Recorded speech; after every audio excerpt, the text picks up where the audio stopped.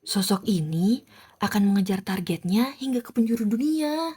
Hah? Sosok apaan tuh, Vin?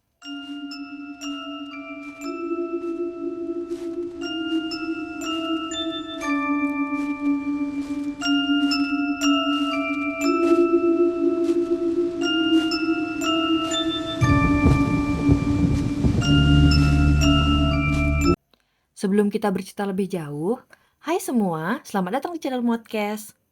Di sini kita akan bercerita tentang historical suatu kebudayaan daerah, penjelasan misteri horor, dan masih banyak hal yang berkaitan tentang itu. Semoga kita bisa menemani dan menambah mood kalian ya hari ini. Yuk kita cerita. Seperti kita tahu kan kalau di Indonesia tidak hanya dikenal dengan keindahan alamnya saja, melainkan juga banyak mitos yang diyakini ada di setiap daerahnya. Kalau kemarin kita bercerita tentang daerah Bali dan daerah Nusa Tenggara Barat, kali ini kita akan bercerita tentang daerah mana lagi nih, Vin? Ih, kamu tahu banget deh kalau sekarang kita membicarakan tentang daerah yang berbeda. Kali ini kita akan terbang ke Indonesia Timur. Nah, kalau di Bali itu kan ada Leak nih, terus di Lombok ada yang namanya Selak. Sekarang di Indonesia Timur ini ada apaan nih, Vin? Di Indonesia Timur, hal ini dikenal dengan sebutan Suanggi.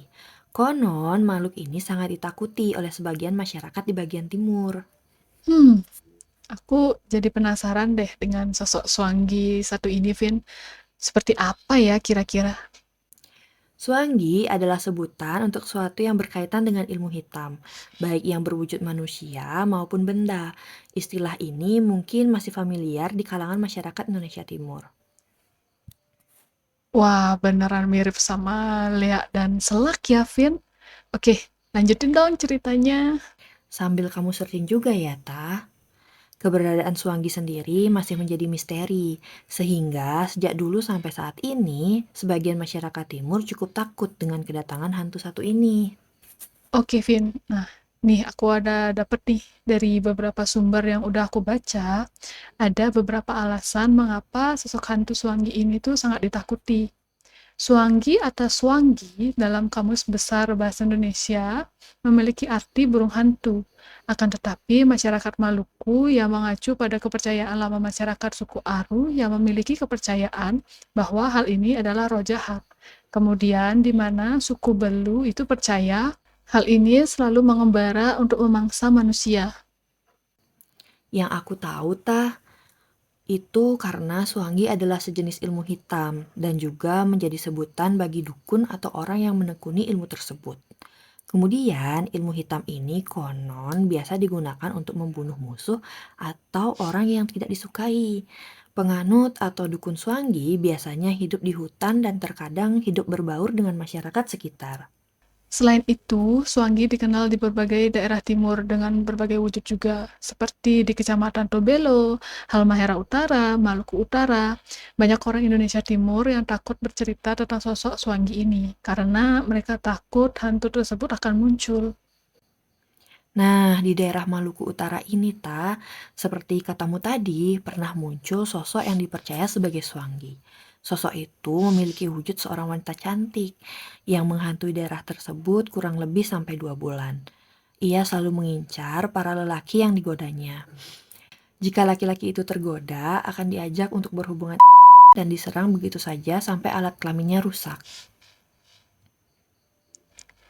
Aduh, serem juga ya, Vin.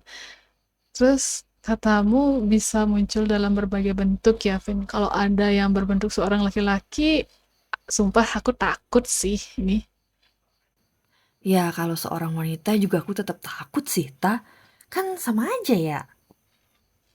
Menurut ceritanya, Vin, sosok Swangi, sang penyihir jahat ini pertama kali muncul dalam sebuah daerah bernama Swangi, di Maluku Utara. Oleh karenanya, nama tempat itu langsung melekat pada urban legend tersebut. Meski begitu, ada sebuah legenda lainnya yang menceritakan asal-usul Swangi ini, Sehingga keberadaan legenda Swangi di Maluku itu menjadi rancu. Di akhir tahun 1999 hingga awal tahun 2000, saat konflik di Maluku Utara sedang berlangsung, daerah Swangi tak terhindar dari imbas konflik antara saudara yang sangat sengit dan sempat menjadi isu nasional. Namun, di tengah-tengah konflik di Swangi, sesosok gadis misterius lantas muncul di beberapa tempat tinggal masyarakat. Konon, kecantikan gadis ini dapat meluluhkan hati setiap pemuda di daerah tersebut, Vin. Menurut ceritanya, ketika akhirnya banyak pemuda seolah terbius dengan kecantikannya dan ingin berhubungan dengan gadis cantik tersebut, gadis itu akan menyerang pemuda yang terjerat rayuannya dan melahap alat kelaminnya hingga tewas. Aku agak syok sih sebenarnya ini tah. Kayak kriminal gitu rasanya. Nah, kan udah aku bilang tadi, Vin, kalau itu tuh serem. Kamu bilangnya serem, takut, tapi omongnya flat gitu. Apa-apaan sih? Ya gimana ya, cerita kita kan emang tentang horor semua. Tapi ini ngeri-ngeri sedep sih, gila ya. Udah. Lanjut aja tuh ceritanya. Oke. Segera gadis misterius tersebut menjadi urban legend di daerah itu. Bahkan kabarnya sampai ke Tobelo, kota kecil di Pulau Halmahera. Masyarakat lalu gempar dan ketakutan tiap mendengar kemunculan gadis cantik yang suka menggoda para lelaki di sana. Sejak saat itu, penampakan gadis misterius ini dipanggil dengan sebutan Suanggi, sesuai dengan daerah asal pertama kali gadis itu terlihat. Seiring waktu, tidak hanya di Swangi dan Tobelo, tetapi penampakan hantu tersebut juga diceritakan di berbagai daerah di Maluku Utara. Masyarakat, terutama anak-anak, dilarang keluar rumah jika matahari sudah terbenam dan hari sudah mulai gelap. Tapi ada sebuah kisah yang mengatakan kalau asal-usul dari hantu Suanggi yang muncul di daerah Maluku ini, Vin.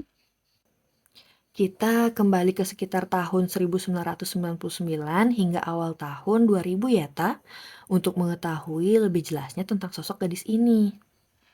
Iya, Vin. Jadi, konflik antar saudara di daerah Tobelo ini berakibat fatal pada seorang gadis. Nah, sang gadis ini merupakan anak kepala desa di Tobelo, ditangkap oleh sekumpulan pemuda selama kerusuhan itu berlangsung. Gadis malang itu kemudian diperkaos oleh pemuda-pemuda bejat. Setelah kehormatannya direnggut, gadis itu pun akhirnya dibunuh dan mayatnya itu dibuang di suatu tempat terpencil sehingga tidak diketahui oleh orang lain, Vin. Miris ya, Ta, dengernya. Nah, sejak saat itulah arwah sang gadis kerap muncul di daerah Swangi dan Tobelo. Entah mengapa Swangi menjadi tempat pertama kali hantu gadis ini muncul. Namun, yang pasti hantu tersebut menghantui pemuda-pemuda di sana dengan harapan dapat balas dendam kepada pembunuhnya. Karena itu, ia meneror pria hidung belang yang suka tergoda dengan rayuannya. Nah, selain di Desa Suanggi dan Tobelo yang ada di Maluku, di Nusa Tenggara Timur juga dikabarkan ada sosok yang disebut Suanggi. Di sini, sosok Suanggi ini tuh lebih dikenal dengan seorang wanita tua yang memiliki hati yang dengki, Vin. Cerita ini terjadi sekitar tahun 1895 di daerah Nangaroro, Nagakeo, Nusa Tenggara Timur. Nenek tersebut memiliki wajah yang cantik dan hatinya penuh dengan kedengkian. Ia iri dengan tetangganya, kemudian meminta tolong penunggu pohon. Sesampainya di rumah, ia berubah menjadi iblis dengan mata merah dan memiliki ilmu sihir yang begitu kuat. Ah, gimana, Vin?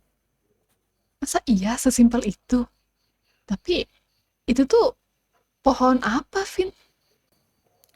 Kurang tahu sih itu tapi ini sekilas cerita yang aku temukan dari berbagai sumber. Nah, diceritakan karena tidak bisa mengendalikannya, nenek tua tersebut akhirnya meninggal dengan cara yang menggenaskan. Banyak yang percaya roh nenek tersebut selalu bergentayangan di malam hari. Oh, jadi maksudmu itu sebutan Swangi ini tidak hanya ada di Maluku saja gitu, Vin. Jadi sosok Swangi ini memang ada di beberapa daerah di Indonesia Timur gitu ya. Dengan kisah dan perwujudan yang berbeda-beda di setiap daerahnya. Tapi dari semua ceritanya itu, sosok Swangi ini lebih dikenal dengan sosok hantu yang menyeramkan. Gitu kan, Vin? Iya, benar gitu maksud aku. Bagi penganut ilmu Swangi ini memiliki ciri-ciri yang mencolok. Penganut ilmu Swangi ini bisa merubah dirinya menjadi apa saja. Biasanya penganut Swangi melakukan aksinya pada malam hari, di mana salah satu pertanda kedatangannya ketika ada percikan bola api atau sejenisnya yang melayang-layang di atas rumah seseorang yang akan dijadikan korbannya. Setelah menandai rumah korbannya, Swangi ini dapat berubah bentuk dari bola api menjadi sosok hantu perempuan dengan wajah yang menyeramkan atau sosok lain, dan akan menyelesaikan pekerjaannya dengan cepat. Swangi ini juga diketahui bisa berubah wujud menjadi binatang apa saja. Tak hanya wujudnya yang menyeramkan, perbuatannya terhadap korban juga sangat mengerikan. Konon, Swangi adalah penduduk desa yang melakukan ilmu hitam dan memakan daging manusia untuk memperkuat sihirnya. Menurut cerita setempat, dalam kehidupan sehari-hari, Swangi adalah manusia biasa. Namun, karena memiliki ilmu yang dapat melukai dan membunuh orang secara misterius, Swangi ini kerap diminta oleh orang-orang tertentu untuk melakukan pekerjaan pada musuh atau orang yang tidak disukai juga, Vin. Jadi, Swangi ini biasanya membunuh korban secara berkelompok. Ada dua cara yang dilakukan Swangi untuk menghabisi nyawa korbannya. Hmm, lanjut aja deh ceritanya, Vin. Kok aku agak deg-degan gini ya dengarnya? Malahan jadi cerita tentang pembunuhan gini ya? Oke, aku lanjutin aja lah ya. Yang pertama adalah secara tidak langsung, yaitu dengan melakukan doti-doti atau semacam santet gitu yang dikirim kepada korban. Namun, sebelum mengirimkan santet, Swangi akan membaca arah angin terlebih dahulu agar doti-dotinya sampai ke korban dengan tepat. Oke, Vin. Aku sambung nih ya, biar cepet. Ngeri nih banget, sumpah. Setelah itu, Swangi akan memasukkan benda santet seperti dedaunan atau kayu ke tubuh korban dengan cara gaib. Tubuh korban yang terkena santet ini akan dipenuhi benda-benda asing tersebut hingga rusak dan akhirnya dia meninggal. Cara yang kedua ini lebih mengerikan tau Jadi cara yang kedua adalah membunuh korban secara langsung. Agar aksinya berhasil dan tidak diketahui orang lain, Swangi akan mengintai korbannya terlebih dahulu. Ketika situasi dirasa aman, Swangi melempar batu kecil atau tanah yang sudah diberi mantra ke arah korbannya. Nah, saat mantra itu sampai ke korban, korban langsung tidak sadarkan diri. Kok mirip seperti aksi kriminal bom asap gitu ya, Vin? Tapi ngerinya bukan di sana, Ini aku baru akan ceritakan. Kemudian, Swangi akan menyiksa korbannya dengan cara memukul, menendang, hingga membantingnya berkali-kali. Aksi itu dilancarkan Swangi setelah melucuti pakaian korban. Dengan begitu, tidak akan ada bukti kekerasan yang ditemukan di baju korban. Sumpah, Vin, aku tuh agak lemes gitu ya dengar caranya kayak psikopat gitu loh, Vin. Sumpah, aku speechless banget sih ini. Ngeri, ngeri, Vin, sumpah ngeri. Eits, bentar dulu, Kengeriannya masih berlanjut. Setelah membunuhnya, Swangi lantas menjilat luka-luka yang ada di tubuh korban tersebut. Berkat ilmu hitam yang dimilikinya, luka-luka itu tertutup sendiri sehingga tidak ada yang memar atau luka yang tampak dari luar. Nih, Vin ya, aku aja nih yang pas nemu ceritanya aja udah lemes duluan gitu loh. Kamu masih bisa baca gitu dan ceritain juga gitu ke aku, Vin. Aku juga sebenarnya ngeri dibandingkan dengan ilmu leak dan selak yang memang mirip, ini kayak lebih sadis aja rasanya. Dikatakan Swangi ini biasanya membangkitkan kembali korbannya yang telah dibunuh untuk menutupi kejahatannya. Korban lalu akan mati sekali lagi di depan orang lain dengan cara yang wajar, misalnya kecelakaan, terjatuh, atau kematian mendadak lainnya yang masih terbilang wajar, Vin. Bahkan dikatakan juga Swangi akan memasukkan benda gaib berbentuk telur ke dalam mulut korbannya. Telur yang berada di dalam tubuh korban akan berubah menjadi seekor kadal dan menghidupkan kembali korbannya untuk sementara. Sebelum akhirnya si korban itu meninggal kembali sesuai dengan cara yang ia inginkan.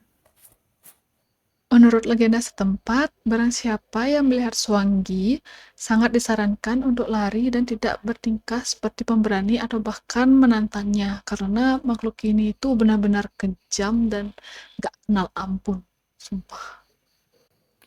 Ketika Swangi memiliki target, ia akan mengejarnya bahkan sampai ke penjuru dunia. Setelah itu, Swangi akan mengambil beberapa helai rambut orang itu sebagai bukti kejahatannya untuk orang yang memerintahkan Swangi. Oke, Vin, napas dulu kali ya. Ini aku baca berita psikopat di negara lain aja persis kayak gini loh. Iya kan? Ini cerita kayak kriminal tau ta. Oke oke, yuk bisa.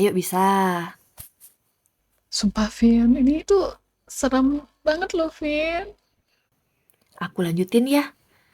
Setelah korbannya dikubur, konon Swangi akan datang ke kuburannya untuk mengambil telur yang ada di dalam mayat korbannya dengan cara gaib yang ia bisa. Namun, ada juga yang mengatakan bahwa Swangi ini akan mengambil kepala dari mayat korbannya.